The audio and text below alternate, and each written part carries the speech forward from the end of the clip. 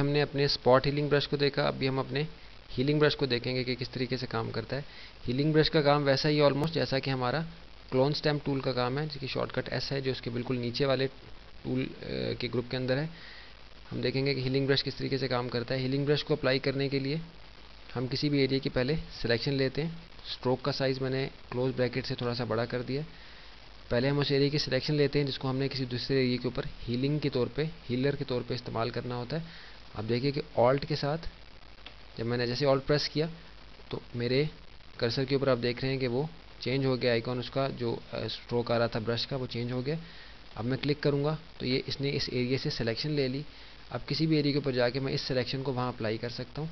अब देखिए कि मैंने अप्लाई किया तो उस एरिया को इसने इस एरिया के ऊपर बना दिया है। ये वैसे ही जैसे कि क्लोन स्टैम्प टूल बनाता है, लेकिन हीलिंग ब्रश का काम ये मुख्तलिफ है कि जैसे ही हम अपने माउस के बटन को रिलीज़ करते हैं तो ये फिर इसको हील करता है अपने पिछले इमेज के साथ, पिछले इमेज के हिस्से के साथ इसको, इस हिस्से को इसने हील किया। आप देख रहे हैं कि कलर की कंपोजिशन थोड़ी सी इसकी आपस में इसने मैच कर दी। कंट्रोल जेड के ज़रिए से इसको ख़त्म किया। इसके बाद हमारा पैच टूल है।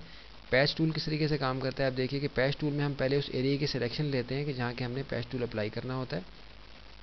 पैच टूल के ज़रिए से हमने सिलेक्शन ली उस एरिया की, और फिर हम इस सिलेक्शन को ड्रैग करके उस एरिया पर ले जाते हैं कि जहाँ से हमने सिलेक्शन यहाँ लानी होती है। बिलफर्ज मैं 11 के ऊपर इसको ले गया हूँ, और जैसे ही मैं इसको रिलीज़ करूँगा तो अब इस एरिया को ये उस एरिया पे अप्लाई करेगा और पिछले कलर के साथ इसको मर्ज करने की कोशिश करेगा। कंट्रोल डी से इसको सिलेक्शन ख़त्म किया। आपने देखा कि यहाँ 11 की जो बैकग्राउंड है डार्क था, लेकिन यहाँ लाइट है, क्योंकि ये एरिया यहाँ लाइट का इफेक्ट ज़्यादा था तो इसने इस एरिया को यहाँ सिर्फ अप्लाई नहीं किया बल्कि इसको यहाँ मर्ज भी किया है। एक बार फिर हम इसको अप्लाई करके देखते हैं। हमने पैच टूल सेलेक्ट किया है, उस एरिया की सिलेक्शन ली है कि जहाँ के हमने कोई पैच लगाना है, कोई पैच अप्लाई करना है, और फिर उस सिलेक्शन को ड्रैग करके हम उस एरिया पे ले गए कि जहाँ से हमने वो सिलेक्शन उस जगह पे लगानी है। आप देख रहे हैं कि उस एरिया पे हम जहाँ ड्रैग मूव कर रहे हैं, पहले ऑप्शन ही हमारे पास पुराने वर्जन में नहीं थी। जैसे ही मैंने उसको रिलीज़ किया तो आप देखें कि उसने वहाँ अप्लाई करके उसको उसके साथ पिछले इमेज के एरिया के साथ मर्ज करने की कोशिश की है। कंट्रोल जेड के ज़रिए से इसको हम ख़त्म कर देते हैं। अब हम चलते हैं अपने अगले टूल की तरफ।